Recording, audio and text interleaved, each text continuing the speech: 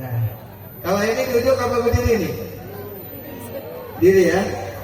Lumayan juga ini. Alhamdulillah. Tapi adapun tujuan saya datang ke sini sebenarnya bukan untuk mempertontonkan body atau ketampanan saya. Tapi tujuan saya datang ke sini insya Allah untuk menyampaikan sepatah dua patah kata dan mudah-mudahan saya bisa mematahkan menjadi beribu-ribu kata.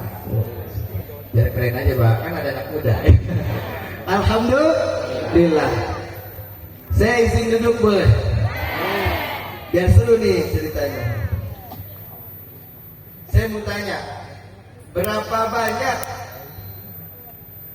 orang-orang yang mereka menjadi Muslim tapi tidak mengenal Islam? Saya izin duduk. Wah, tehnya ada dua nih. Coba satu dikasih istri saya.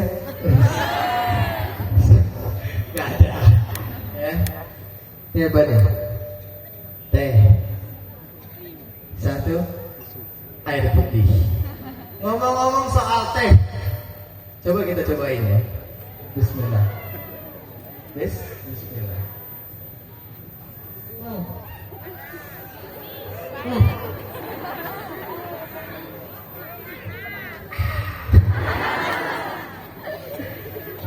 Ngomong-ngomong soal teh, saya jadi ingat di suatu malam saya ngobrol sama guru saya bilang, Bib, aduh lagi capek banget Bib sama dunia gitu kan.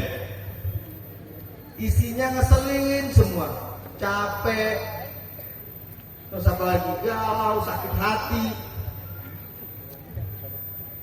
Ini satu malam saya ngadu sama guru saya jadi ingat nih gara-gara minum teh. Akhirnya apa? Guru saya manggil asistennya, yang biasa dampingin beliau. Kan saya bilang, Bib kok itu, saya pahit mulu, kan? Ada nggak yang kayak gitu? Pahit mulu, capek mulu, nggak enak mulu. Kemudian guru saya manggil muridnya, manggil asistennya. Ya, orang tangan kanan beliau. Coba ini dong, tolong bikinin teh katanya. Cuman gulanya dipisah. Bikinin teh tapi gulanya dipisah. Gak mas. Seiring saya ngobrol datang tuh teh. Persis, gulanya dipisah. Terus disuruh minum sama guru saya. Minum kira tehnya. Saya minum. Waktu itu saya minum, ya kan? Saya peragain dong. Cuman peragain, bukan aus ini mah bukan.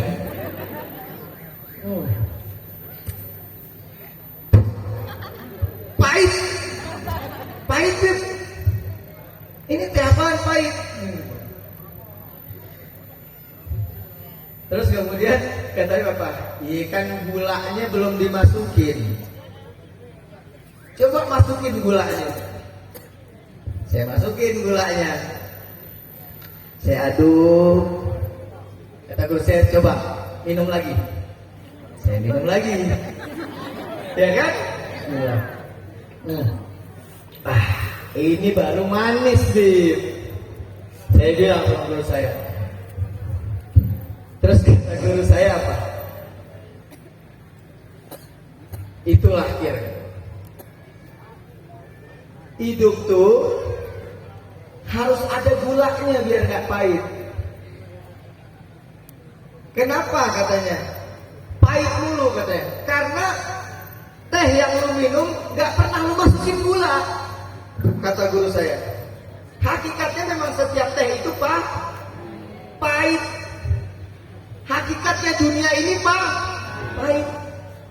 Menjadi hukuman bagi siapa? Bagi kakek kita nanti ada. Dunia ini hukuman, benar gak? Tempatnya hukuman kakek kita Nabi Allah Adam. Jadi kata guru saya, makanya kata guru saya, kalau lagi minum teh, gulanya dimasukin. Maksudnya Bib, kalau lagi jalan di dunia pakai gulanya biar manis hidupnya. Gulanya apa Bib? Dunia ini kayak teh yang pahit tadi. Dan gulanya apa? Gulanya yakin kita sama Allah, ridhonya kita sama takdirnya Allah, ikhlasnya kita sama apa yang Allah takdirin buat kita.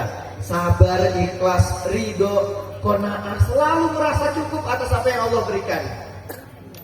Alhamdulillah. Hari ini biarin saya nggak dapat duit miliaran, tapi saya dapat ilmu dari Allah yang nggak bisa ditukar. Walaupun orang punya duit miliaran, belum tentu orang dapat ilmu. Tapi orang yang dapat ilmu pasti dia bahagia di akhirat. Kemudian baru ketika guru saya bilang kayak gitu, saya paham. Oh, ternyata dunia ini seperti teh tadi yang belum dicampur gula. Kenapa Allah perintahin kita sholat, Allah perintahin kita sabar, Allah perintahin kemudian kita ridho, Allah perintahin kemudian kita ikhlas, supaya hidup kita manis. Kebanyakan orang hidupnya pahit karena mereka gak punya rasa dalam hidup. Hidup itu harus punya rasa, Pak, Bu. Hidup itu harus punya rasa.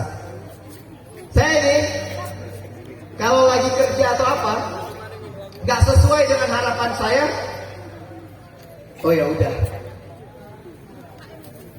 berarti belum rezeki saya. Karena saya berpikir apa? Rezeki saya nggak akan datang cepat atau terlambat. Rezeki jodoh gitu ya, itu semuanya mau lewat siapapun pasti akan sampai kepada kita. Karena semua hal di dunia ini itu udah ditetapkan oleh Allah. Cara kita mengambil ketetapan itulah yang menjadi tolak ukur kelas kita di hadapan Allah Subhanahu wa taala. Misalnya nih, semua hari ini udah ditakdirin duduk di lapangan apa nih? Lapangan genting. Semua kita udah ditakdirin. Cuman apa? Gak semuanya dapat keistimewaan. Karena apa? Ada yang di sini hatinya gelisah, ada yang seuzon sama tetangganya, ada yang ini. Orang yang dapat keistimewaan ketika dia ditakdirkan datang ke majelis ilmu itu gimana? Orang yang dia ikhlas dan dia haus akan ilmu dan dia selalu merendahkan dirinya di hadapan Allah Subhanahu wa taala. Ya Allah, saya nggak punya apa-apa, saya nggak bisa apa-apa ya Allah. Segalanya milik Engkau. Bantu aku ya Allah, bukan dengan kekuatanku ya Allah, tapi dengan kekuatanmu. Bukan dengan ilmuku, tapi dengan ilmumu ya Allah. Itu baru orang yang baik. Ya, kita ditakdirin rezeki kita, gaji kita misalnya 500.000, sejuta. Bisa jadi itu jauh lebih baik daripada yang miliaran. Kenapa? Jauh lebih berkah. Yang miliaran dia akhirnya sakit jantung apa segala macam. Nah kalau kita santai, bisa ngopi, ngerokok, ya kan? Masya Allah. Apalagi di Samsung, wes asapnya dibulatin. Oh, gitu kan? Luar biasa itu. Jadi harus bersyukur. Nah, itulah hidup. Jangan kita memandang hidup ini pahit. Sebagaimana saya ketika galau waktu itu memandang teh itu pahit. Padahal gulanya ada di sebelah saya, tapi saya nggak mau masukin itu gulanya. Begitulah dunia, terkadang pahit, tapi kemanisan itu hanya berjarak berapa meter dari kita. Ada rumahnya Allah, ada majelis ilmu, hanya berjarak sedikit aja dari kita. Kalau kita mau berusaha datang ke masjid, kita berusaha datang ke orang soleh, kita kemudian minta nasihatnya, kita kemudian sholat, kita minta sama Allah, kita sujud, bahkan kadang kita di kasur, Allah pahit banget nih hidup. Padahal sejadah ada di samping kita. Kenapa kita nggak ke sejadah aja? Padahal mungkin cuma berapa jengkal. Dengan sujud, maka semua akan terwujud. Dengan sujud, semua akan terwujud. Makanya hidup itu sebenarnya nggak pahit. Cuman kita kadang suka males naruh gulanya. Harusnya nih urusan kalau kita ikhlas selesai, kita panjangin. Gara-gara gak ikhlas, jadi panjang tuh urusan. Akhirnya urusan yang lain gak keurus. Padahal alhamdulillah ya Allah. Biarin orang jahat sama kita, yang penting kita gak jahat sama orang. Biarin orang gak baik sama kita, yang penting kita jangan gak baik sama orang. Biarin orang begitu sama kita, yang penting kita gak begitu sama orang. Udah selesai, kita bisa ngurus yang lain. Ini kebanyakan orang karena gak masukin gula, akhirnya dia ngerasain pahit terus. Padahal cukup ditambahin sesendok gula, sesendok keikhlasan, sesendok keriduan kepada Allah, sesendok kesabaran, ketaatan, ketakwaan, dan ketawakalannya kepada Allah. Dia serahkan semuanya ke Allah, maka urusan itu pasti akan selesai. Karena gak mungkin Allah mengecewakan hambanya yang memberikan urusan kepadanya. Nah, caranya kita biar diurusin sama Allah gimana? Caranya utamain Allah dibanding yang lain, maka Allah bakal utamain di kita. Jadi Bu, kalau kita ya kan, kalau kita ngaji dikit nih soal bab syariat, ya, syariat, ma'rifat, hakikat, ya Pak Bu. Jadi banyak kan orang, wah udah saya udah ma'rifat langsung aja ke Allah, nggak usah sholat. Nah ini nih salah. Karena adanya sholat, adanya syariat itu untuk memaksa kita mencapai maqam ma'rifat. Kenapa harus sholat? Iya, biar ketika kita punya urusan lain, misalnya apa? Wah di ladang nih, Allahu Akbar, tanggung nih anak muda lagi mabar, ya kan? Yang tuanya masih setengah nih, gitu kan? Yang ibu-ibunya, wah belum iklan lagi nih, Mas Al belum ketemu nih, wah Mas Al baru ketemu nih sama Andin, ya kan? Nah di situ adanya syariat, adanya sholat buat memancing kemakrifatan kita kepada Allah. Ayo coba, kalau ente kenal sama Allah, ente pilih mana? Pilih sinetron apa Allah? Ente pilih rokok, ente apa Allah? Ente pilih game, ente apa Allah? Ketika kita selalu memilih Allah, saat Allah memanggil kita, ya, saat kita sedang bersyariat, kemudian kita ada urusan, kita lebih memilih syariat, maka disitulah kita sedang belajar untuk makrifat. Untuk apa? Untuk mengutamakan Allah dibanding yang lainnya. Gitu ya. Dan orang kalau udah makrifat, orang kalau udah kenal sama Allah, yang lain nggak ada apa-apanya. Yang lain nggak ada apa-apa. Dia mandang dunia ini kecil. Karena apa? Karena dia udah kenal sama Allah. Nah, syarat kenalan PDKT sama Allah tuh lewat syariat dulu. Tahajudnya, sholatnya, ngajinya. Kalau udah PDKT lewat syariat, syariatnya udah benar, barulah kemudian kita bisa bermakrifat kepada Allah Subhanahu wa Ta'ala. Jadi kunci hidup bahagia apa? Kunci hidup bahagia, bahagiain Allah, maka Allah bakal kasih kebahagiaan yang gak ada habis-habisnya buat kita. Ini kita nyenengin Allah ini jarang-jarang, ya kita ini senengnya juga jarang-jarang. Wah, kalau lagi seneng nih, yuk, mau ke masjid atau apa, itu udah sibuk udah ya lagi. Jadi gimana kita membahagia terus kalau kita bahagiain Allahnya jarang-jarang?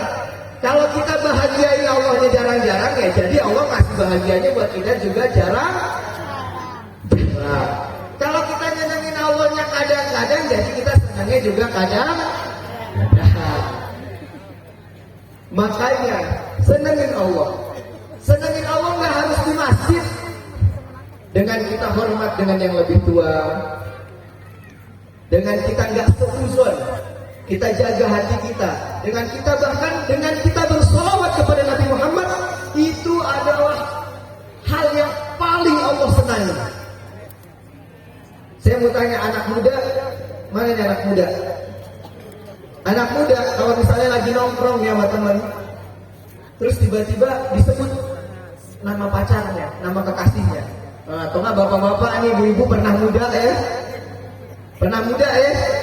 Itu kalau rasanya dulu, jangan lihat mukanya, dengar nama kekasihnya aja tuh langsung,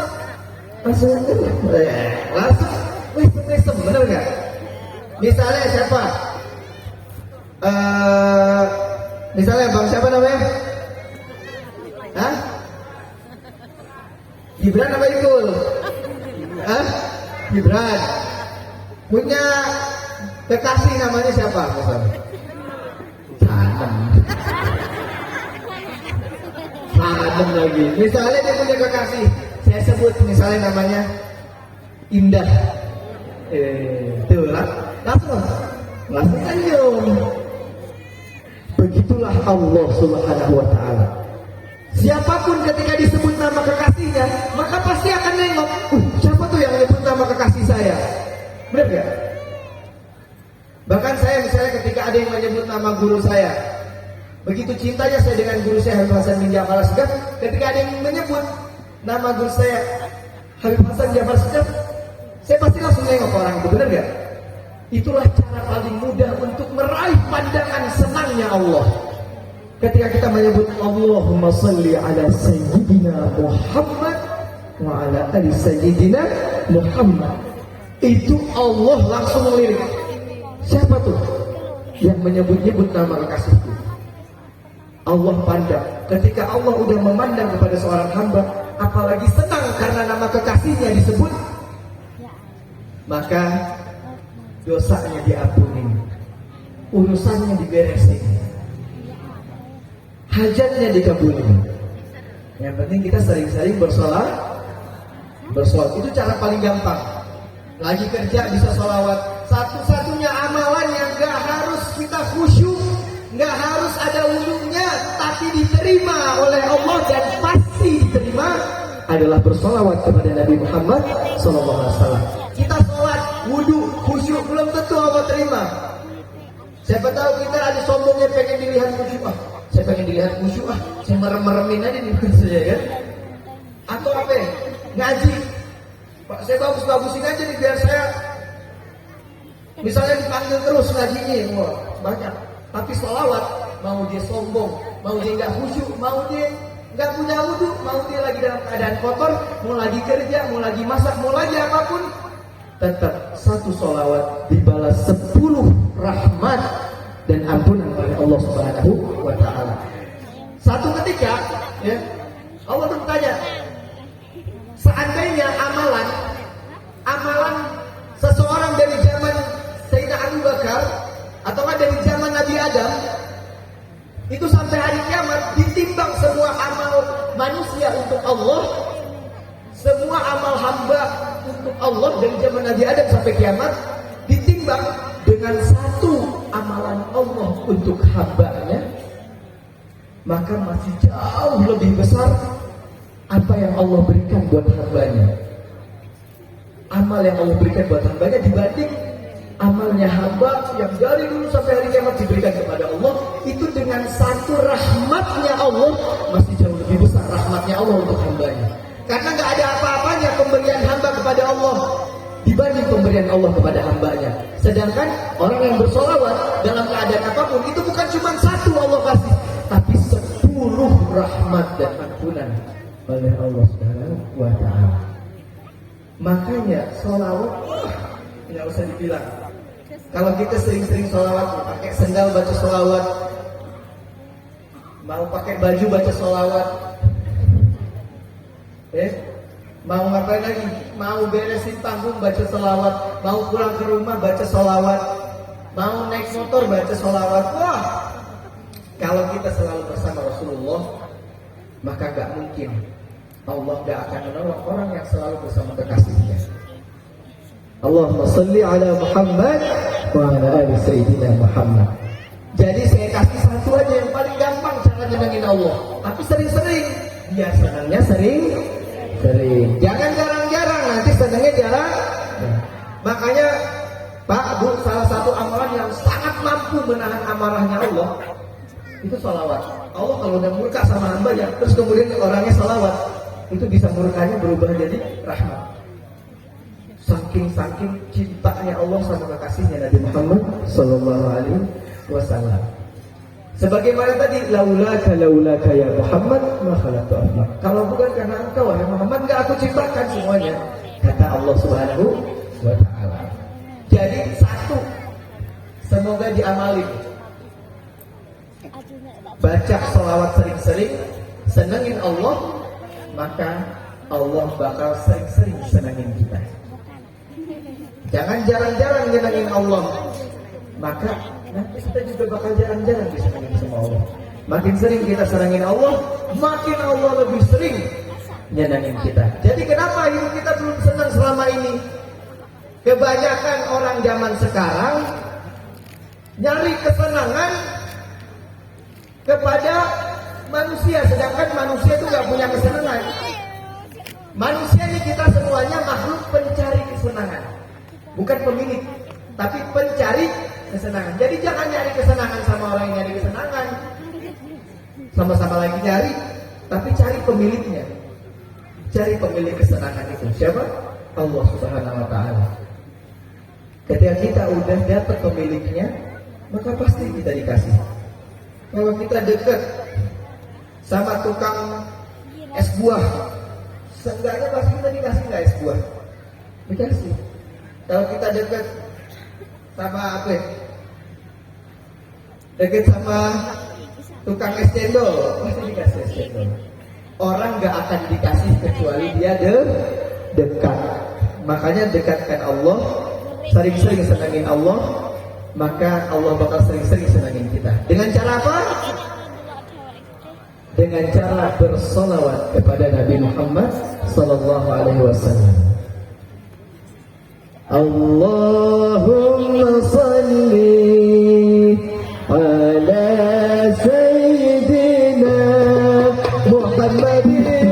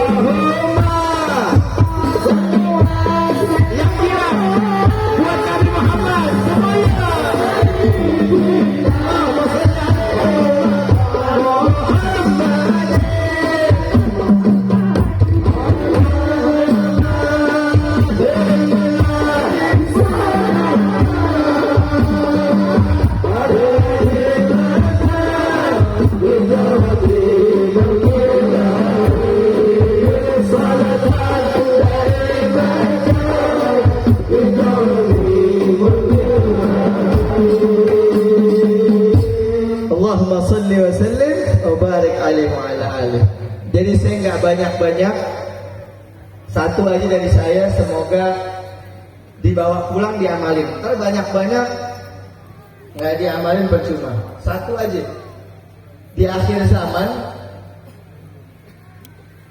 amal nih yang putih jadi hitam, yang hitam jadi putih.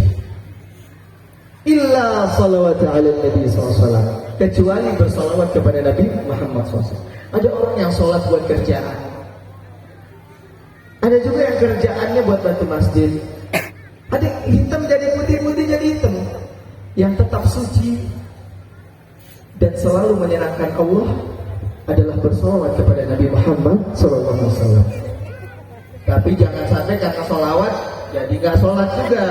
Karena kata Nabi Muhammad, siapa yang cinta kepadaku maka dia harus mengikutiku.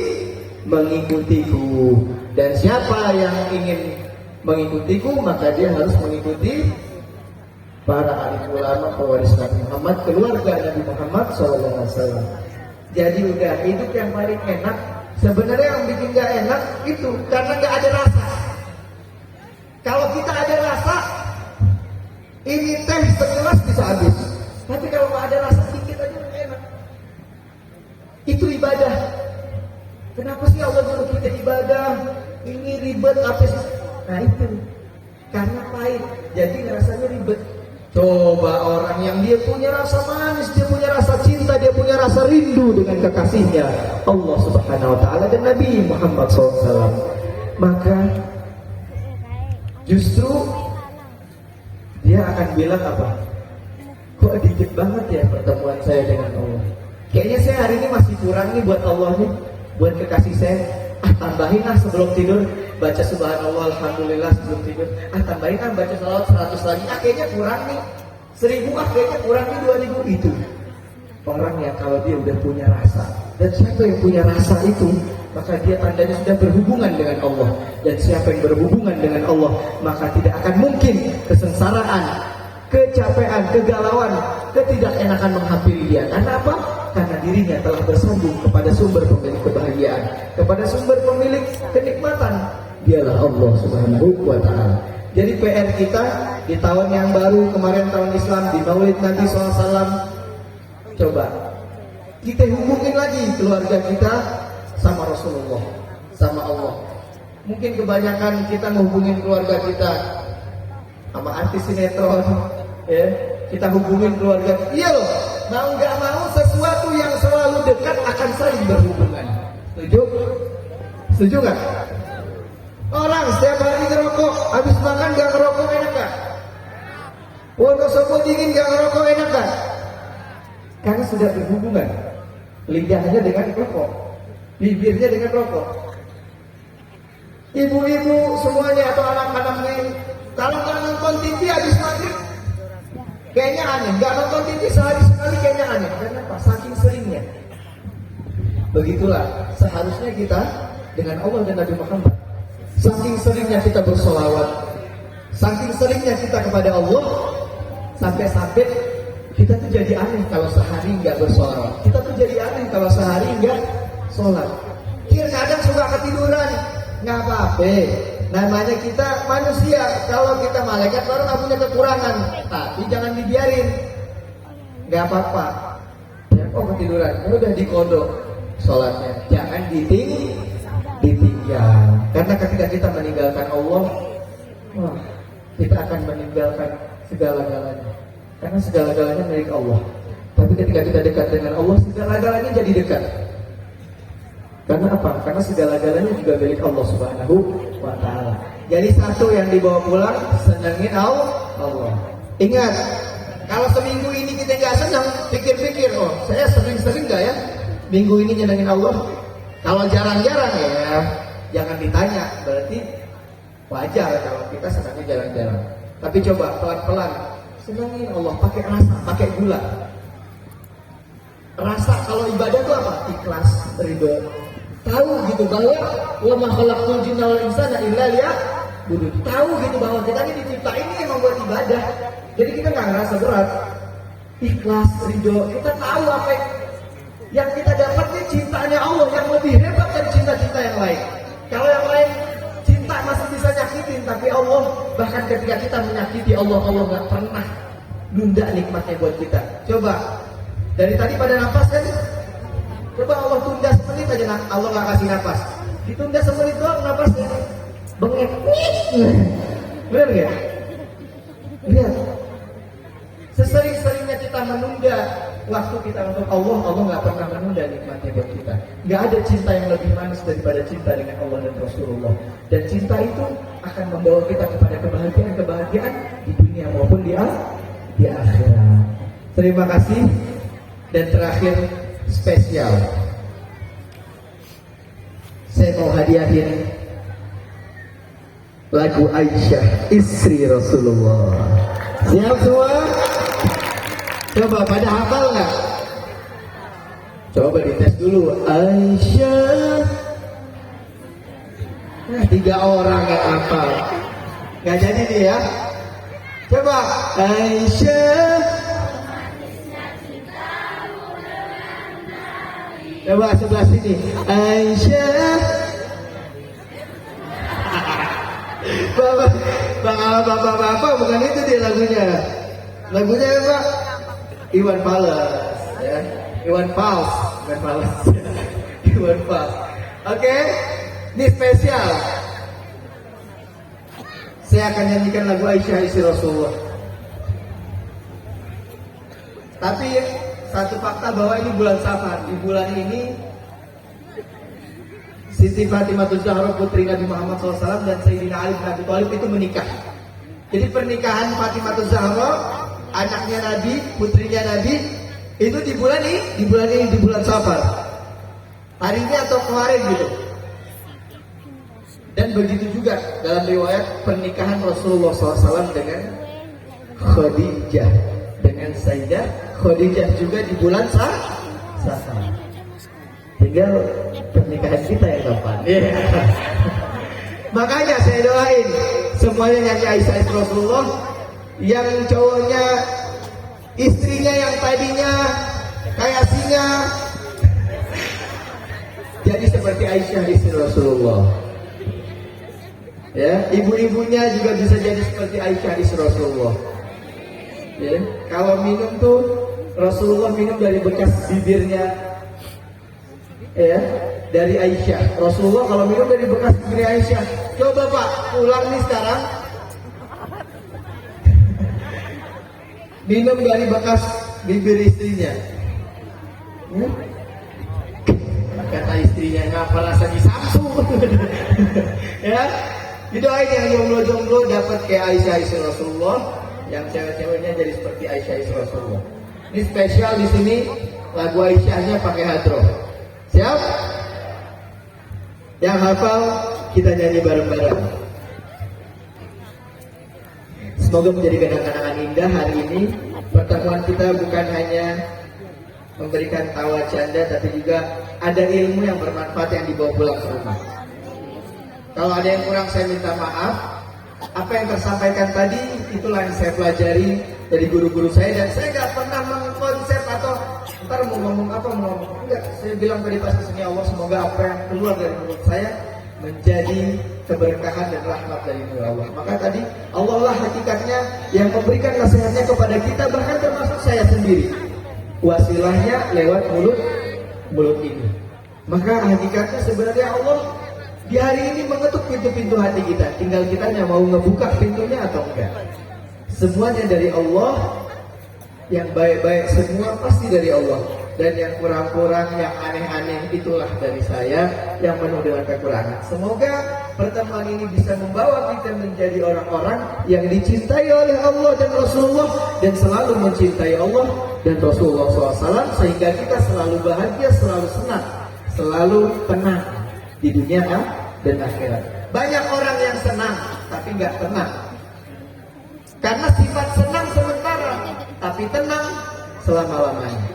Banyak orang yang senang punya ini punya itu, tapi nggak pernah tenang. Orang yang tenang udah pasti senang. Orang yang senang belum tentu tenang, tapi orang yang tenang udah pasti akan senang. Di mana adanya ketenangan? Ala bidzikrillah tatmainnul qulub. Hanya dengan ketika kita mengingat Allah, menyebut Allah, memuji Allah, menyerahkan segala urusan kita kepada Allah, disitulah kita akan mendapatkan ketenangan. Lagu Aisyah istri Rasulullah khusus untuk warga kampung Genting, apa? Hah? Warga kampung Genting. Yang hafal boleh ikut nyanyi bareng-bareng. Hendro mainkan Aisyah istri Rasulullah SAW.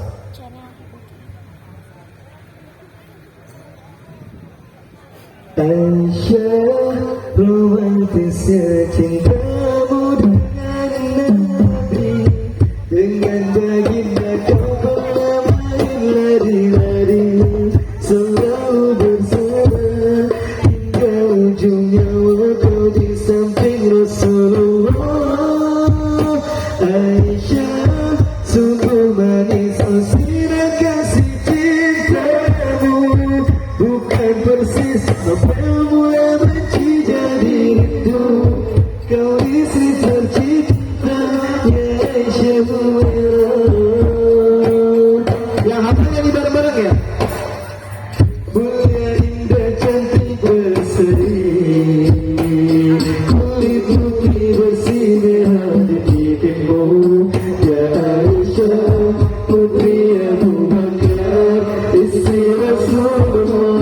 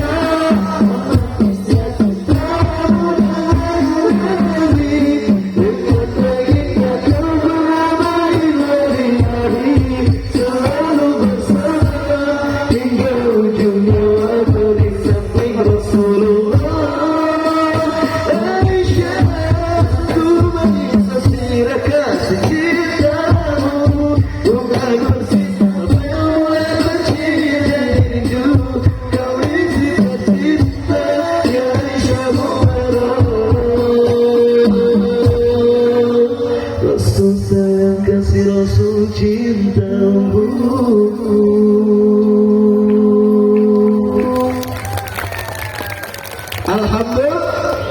Lanjutnya. Pengennya juga begitu. Ya kan, pengennya lama di sini. Tapi sudah harus balik ya. Saya berterima kasih matur suwun.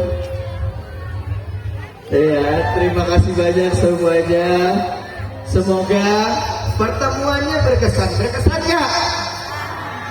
Nanti kapan-kapan main ke Jakarta. Kalau ngelihat Syakir atau apa, panggil aja, bilang Syakir orang Wonosobo nih, gitu ya. Nanti boleh foto, boleh. Asal lagi nggak sibuk. Masya Allah, sepertinya sebentar lagi akan hujan, ditutup dengan kesejukan juga. Semoga apa yang tersampaikan menjadi sebuah nikmat yang berharga, karena ilmu itu jauh lebih berharga daripada emas intan berlian. Apa musibah terbesar kepada sebuah bangsa? Bukan ketika tsunami, bukan ketika longsor, bukan. Musibah paling besar kepada sebuah daerah, kepada sebuah kampung, ketika di kampung itu sudah tidak ada yang menyampaikan ilmu-ilmu agama. Karena ketika udah nggak ada yang nyampein ilmu agama, otomatis longsor, tsunami bakal datang. Jadi jangan sampai anak-anak kita, saudara-saudara kita, teman-teman kita dapat musibah yang gede. Apa? Musibah nggak kenal sama Allah, musibah jauh dari agama. Karena awal dari segala awal musibah adalah hilangnya Allah dari tempat itu, hilangnya Allah dari hati penduduk-penduduk itu, hilangnya Allah di hati penduduk-penduduk kampung itu. Jadi jangan pernah hilangkan Allah di hati kita. Saya doain semoga kampung ini jadi kampung yang berkah, berkahnya Nabi Muhammad SAW. Semua yang hadir, apa yang dicita-citain semoga Allah kasih. Yang bawa dosa, punya dosa, dosanya diampunin sama Allah. Yang datang di hatinya ada urusan, dari kemarin belum beres, semoga pulang dari sini berkahnya Nabi Muhammad SAW beres. Amin ya rabbal alamin. Ila hadratin Nabi SAW wa ala alihi wa sahbihi wa barakaatuhu wa dzurriyyati ajma'in. Wa jami'i ahli bait Nabi SAW wa jami' min awliya Allah hijawa wa jami' min ahli bait Nabi SAW wa jami' al-anbiya wa syuhada' salihin wa min zambal khulud.